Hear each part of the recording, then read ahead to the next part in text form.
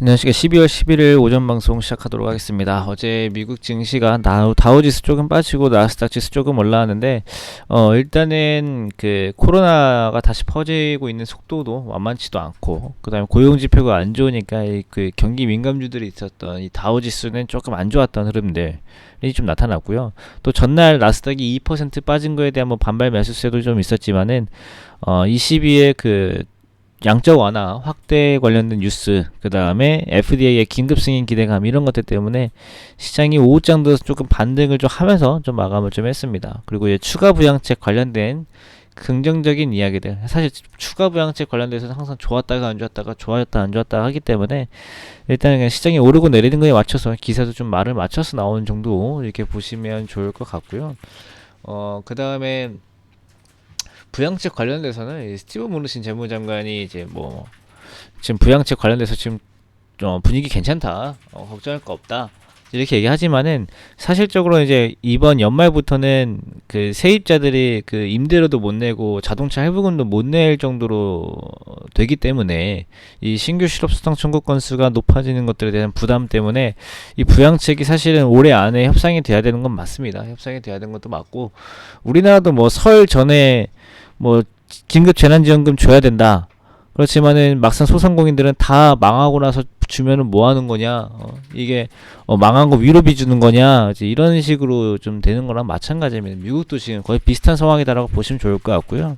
이 돈을 빨리 줘라 안 줘라 대신에 그 주는 거에 대해서 주는 거는 동의하지만은 어떻게 얼마나 또 어떤 사람들한테 주는가, 여기에 대해서 좀 협상이 좀 진행이 되고 있습니다. 일단 공화당이 원하는 것은 그것뿐만 아니라 코로나 때문에 망했다고 해서 이제 그거를 뭐 국가가 꼭 책임져 주거나 의료 기술이 책임져야 되는 이런 면책 조항, 책임지지 않아도 되는 이 면책 조항도 같이 통과를 좀 시켜야 된다라는 부분이고, 민주당은 거기에 대해서 모두 국가가 책임져 줘야 되고 의료적으로도 책임을 져야 된다라고 하는 것들 때문인데, 공화당 말이 맞는 부분도 있고 민주당 말이 맞는 부분도 있기 때문에 협상이 안 되는 것 같습니다. 민주당 입장에서는 빨리 줘야 된다는 게 맞는 말인 거고, 공화당 입장에서는 면책 조항이 필요하다라고 이제 보시면 좋을 것 같아요. 그 다음에 이제 우리나라 지수도 여기 왜 이렇게 써 있는지 모르겠네. 예. 어제 옵션 만기일 때 외국인이 1조 4천억 팔고 기관이 4천억 사들이고 이제 이런 흐름들이 좀 있었는데, 일단은 어제 중요했던 게 업종별로 차화전은 외국인, 그 다음에 경기 민감주 IT, 플러스 뭐 제약 정도는 기관의 매매 동향이 주요하다라는 것. 그쪽에서 사주에 오른다라는 것을 볼 수 있으니까 중요한 것을 알았다라고 정도 보시면 좋을 것 같고요.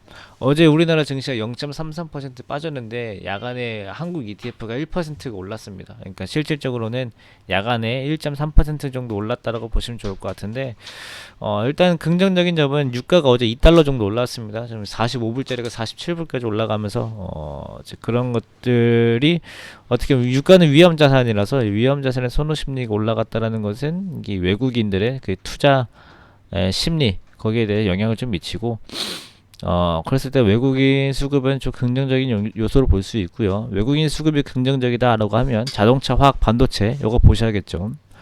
그 다음에 이제 선물 옵션 만기일이랑 만기일 전날 해서 기관의 매수세가 좀 시작이 됐는데, 이게 좀 지속되는가, 지속되는가에 대해서 확인을 좀 해봐야 되고, 이것들로 인해서 결국은 경기 민감주들이 올라야 시장이 탄탄해지고 반도체가 올라야 시장이 상승하는 게 우리나라거든요.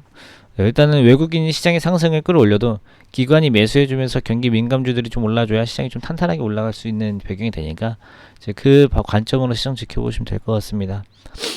그 다음에 이제 반도체 같은 경우는 제가 여전히 뭐 지금 팔 시기 아니다, 지금 팔 때 아니다, 계속 가져가야 될 때다 말씀드리고, 그다음에 자동차랑 화학 관련주들은 계속 모아가, 이제 이게 뭐 지금 뭐 크게 늦은 거 아니다, 지금 모아가도 늦지 않다, 이제 이 정도 관점이고요.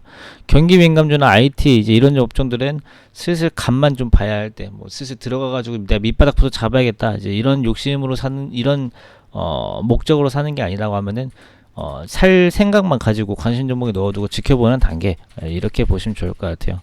자, 오늘 이제 금요일, 오늘도 하루 이제 마무리 잘 하시고 이따가 오후 마감 때 다시 뵙겠습니다. 감사합니다.